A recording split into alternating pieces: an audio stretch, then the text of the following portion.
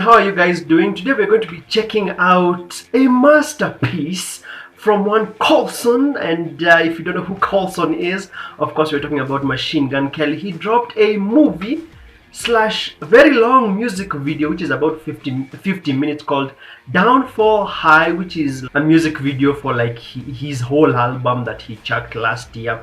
So I'm going to be giving you my reaction, my initial thoughts to that piece of artwork, yeah, that mastery of artwork, filmography. And number two, I'm going to be telling you just my analysis of it and also just my general review of the content. All right, because I'm a huge fan of Machine Gun Kelly. There's even a time I did a video talking about like the top, Machine Gun Kelly rock songs, now that he's turned over to the rock side. And if you're brand new here, hi, my name is Eddie Bloom, the Rock DJ. Please make sure to smash like and then subscribe, because I talk about everything rock music on this channel. Alright, enough chit chat. Let's talk about this awesome clip. I'm going to just be giving you my own interpretation. If I miss anything, please make sure to comment below. So if you've never noticed, number one, the movie begins at the end. Yeah, if you notice, I don't know if you noticed that, but the movie begins at the end. It's literally at the downfall. Yeah, and I feel like when I was watching this movie, the term downfall, some people would think that downfall. I remember when Machine Gun Kelly's new pop punk album charted, some people were saying, oh, it's him falling from hip hop to rock, yeah. But I feel like in this movie, Machine Gun Kelly is doing an allegory. Is it called allegory? Allegory, yeah, which is like a story which is supposed to be like an expression of a certain idea in his mind. And I feel like he's talking about not a literal like career downfall. He's talking about a psychological downfall. Why? Because when the movie begins, he is in a psych ward.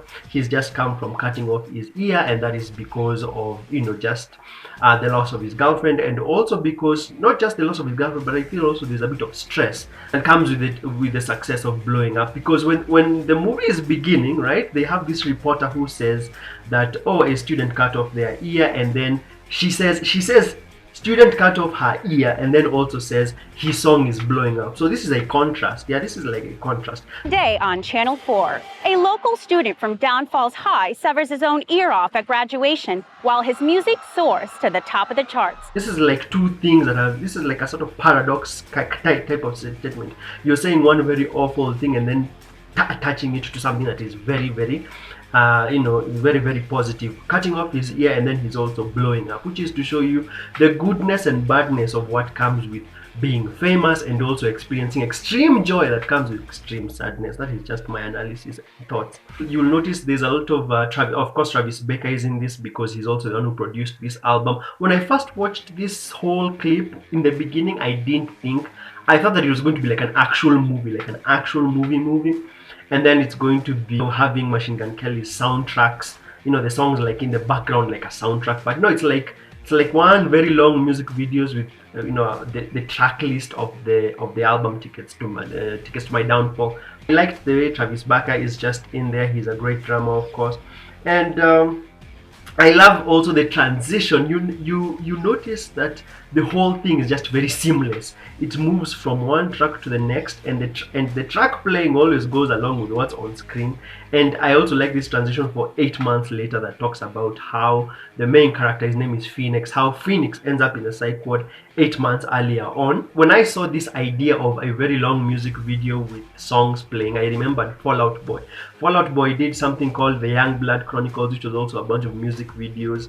Tell one long story when put together. I don't know if the Young Blood Chronicles is one long clip or if it's just parts together, but I never watched that one as keenly as I watched this one, maybe because I've just grown to like Machine Gun Kelly much more when he has transitioned to rock music. Machine Gun Kelly is just, Machine Gun Kelly is like, yo, 2020 was awful. Let me remind you of the nostalgic days of the 2000s. Yeah, when he does this movie, he's putting so many, let me say, they called tropes or cliches. I don't know what to call them, but you notice so many familiarities with the old school teen movies from the 2000s, like the bully who's always on you, the bully who's always on the case, harassing the main character Phoenix. Travis Baker just appears anywhere. Yeah, he appears anywhere to play drums. I love this scene where he's playing drums in the back seat. And I don't know if you noticed, but the guy who plays Phoenix, I don't know if you noticed this, but he gives off a bit of like a young blood kind of vibe. I don't know if that was intentional when he was chosen to play this role of Phoenix. I also noticed that I've seen Machine Gun Kelly doing this a lot. I don't know what that means. He does this a lot. The whole thing with his finger and his eye. You notice that Phoenix also does it in when they're taking photos for like, was it for like their yearbook or something? And then also Machine Gun Kelly also does it in some of his thumbnails for his music video. I don't know what that means. If you know, please comment below. I don't know if that is meant to be symbolic of something, but if you know, please comment below. Then we go to like a very key plot point in the movie where Phoenix meets Scarlett, and it happens very weirdly. They're playing this game with a bottle, and then she spins the bottle, and then was it a bottle or a knife? I think it was a knife, yeah, not a bottle. It ends up pointing at Phoenix, and Scarlett is the only one who can see, like, you know, he's like a really nice guy, while the others think that he's just, you know, this solo weirdo who hangs out by himself. And something I noticed I really liked about this movie is that whatever is playing on screen tends to sort of explain the song that's also playing at the time. So when Scarlett and Phoenix start hanging out, you notice that the song that plays is Drunk Face, and it says that I'm still young, wasted in my youth, I'll grow up next summer. I'm back on that girl that I should have quit, I should have lost her number, something like that. It's like the song is trying to be reminiscent of like all the girls that say MGK, or whether to refer to the character, felt like, you know, he shouldn't have gotten involved with, something like that. Just my own interpretation, really. And I like this part where they're in a car and they're driving. It gives you pure nostalgic 2000s vibe. It gives you like the vibe of like an American Pie or any of those teen movies that, you know, what used to be very popular in the 2000s. And I also noticed that, just like I said, every song that plays tends to go very well with what's on screen. So when they become a couple and Phoenix asks her to become his girlfriend, that, you know, Bloody Valentine plays, it's like each clip is just expressing a story throughout the album, the track list of the album.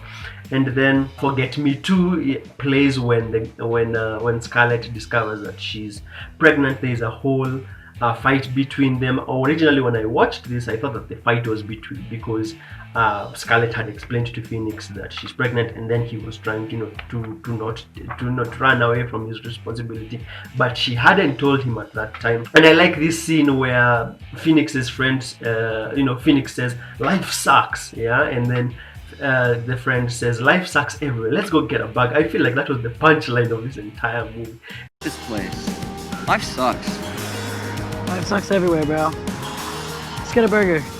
Like, sometimes life is just sucky, it sucks, and you just have to keep on moving. And then next up we have, there's this song by Machine Gun Kelly featuring Trippie Redd. I'll be genuinely honest, I feel like this is like the weakest song in the track list.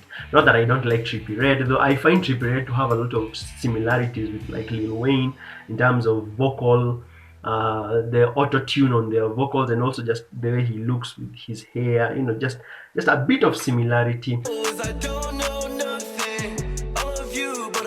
And I find this to be like the weakest song, but I also find it to have like like a very huge significance within the story, because at this point you realize that there's a part where Phoenix says that I don't know what's going on with her, I think there's something else going on. He can tell that Scarlett is acting weird, and then in the background the song that's playing is it's saying that I don't know, yeah, that like I only know that I don't know, yeah, something like that. That's the name of the song. It's showing you that the main character is in the dark, and it's also showing a sort of cluelessness towards like when you're a teen and you don't understand why girls are the way they are, or why they are the way they act, especially when you're in a relationship. Sort of something like that. And then we go to the next iconic scene, which is where the girlfriend buys Phoenix the guitar, which I found to be kind of weird that the guitar was not already pink. She had to use tape to make it pink. Are you telling me that there are no guitars that are pink that look like that? I found that to be a bit of a surprise when I was doing my initial watch. And then right after giving Phoenix the guitar, Scarlett dies, which brings me again to the sort of symbolism I was saying, where it is something really good happens in life and then something really negative happens in life. The two of them go hand in hand, and I think part of Machine Gun Kelly's message is that sometimes that is just how life is. Yeah, one really good break coming with a lot of emotional or mental distress at the same time. There's this scene where now, after Scarlett has passed, you see Travis Baker and Machine Gun Kelly. They are standing somewhere, and they are both in black suits, like like at a funeral. It's very somber because this is the song that comes right after Scarlett's death, and I like the way Travis is playing on one drum. It's like Travis Baker just appears anywhere just to play drums. Then next up would have to be World War III, a song that I actually liked on the album. It's played right when the bullies go to attack Phoenix, and then he's just fed up with them. He's in a very emotional state, and then he attacks them. I felt like this song was very, it went very well with the situation. That's what makes this thing a whole masterpiece. It's like the movie by itself is a message, but then also when the songs are put in, you get to understand the album even more and what's going on through Machine Gun Kelly's mind. I also like this part where Phoenix tells his friend, hey, that Scarlett bought me this guitar, so we should definitely start a band. And then they recruit a drummer, and then the drummer plays, and then someone says, wow, even better than Travis Baker. Damn, bro, I'm better than Travis Barker. Yeah, I found that to be so funny. I found that to be so funny. I felt like it was so funny. We go next up to Phoenix's first show, where he plays Concert for Aliens. I found it funny that the song that plays his Concert for Aliens, because it's like literal aliens. It's like you're in a room full of strangers, because this was like their first show. You're playing it not in front of your friends or family. There were friends there, but most of these people who were there were strangers. I also found this scene where people were throwing up into the toilet to be kind of cringe. To be very honest with you, kind of cringe. I don't know. It was happening several times. They would throw up, they would get back up, they would throw up, they would get back up. I was like, yeah, but it's reminiscent of those 2000s those movies from the 2000s, those high school movies from the 2000s, when guys throw up after they've drunk a lot. And then now we go to the most iconic song, the song that I felt was really well explained. The song's, let me say, backstory was really explained by this movie, and that is My Ex's Best Friend, because whenever I heard this song, I never understood the context. Hey. Then now that Scarlett had passed away, and then Phoenix had Scarlett's best friend hitting on him, I found that to be so good. Plus, I also like just having Black Bear in there. I think this is the first time I've seen this, and it hit me so well. I nearly cried over there. I think I nearly cried when Scarlett died, and then I also nearly cried when the whole Ex's Best Friend started playing, because it really puts all the jigsaw puzzles, all the jigsaw pieces together. The song Jawbreaker, which is actually a favorite for me from the album, plays whenever the song that there's this chick, she's also in the song there's this song done by Machine Gun Kelly and Young Blood, I Think I'm Okay. Yeah, this chick who's a tattooist is also in this movie, and then she dares Phoenix's friend to upload the song, and then the song goes viral, and Phoenix reacts by saying that, I don't want anyone to hear this shit. That's the ironic thing. He's saying, I don't want anyone to hear me singing on this, but it's going viral and it's exploding, which I think is meant to show Machine Gun Kelly just talking about sometimes the anxiety that fame gives him from time to time. And then there's this scene where Scarlett's friend is wearing Scarlett's handbag, and then Phoenix takes it from her, and then he ends up finding the knife that he later uses to cut his ear, but also the letter. Now, this was written as, Dear Diary, I am going to tell Phoenix about the baby.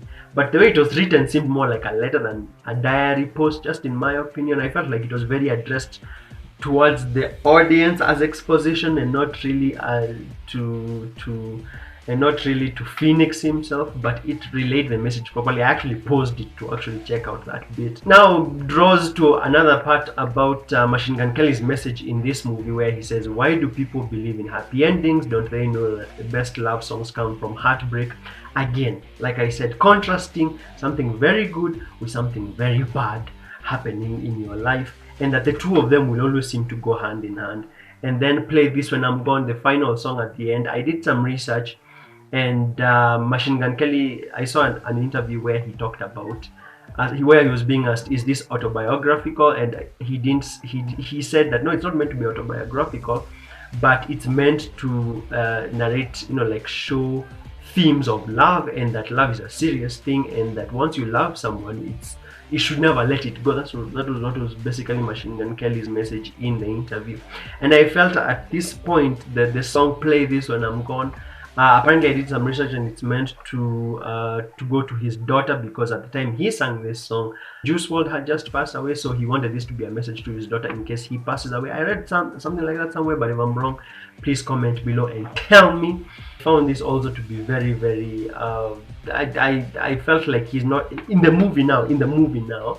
I felt like this applies to the character Phoenix when he says play this when I'm gone. When I'm gone, meaning that this is the part now where the downfall happens. I move from being myself to losing my mind, and it happens in front of people, so that's why it's like tickets to my downfall. It's like a show as I lose my mind. That's why I'm saying in the beginning that it is meant to be a psychological downfall. Just my interpretation and analysis. All right, thank you so much for watching my review. I hope I covered everything, and if I didn't, please make sure to comment below. Smash like if you enjoyed this. I tried to give like a critical analysis of what I thought this awesome piece of artwork that Machine Gun Kelly created is all about. If you have any thoughts and ideas that maybe I missed out, maybe I've made you maybe I've made you see things in a different way other than just it being an awesome movie with songs being played, please make sure to comment below, smash like and subscribe, because I talk about everything rock music here related to rock music. And on this screen I'm going to leave a couple of videos, especially one about Machine Gun Kelly where I talked about his best songs. Please make sure to check it out. I'd really appreciate your support. Thank you so much. Cheers.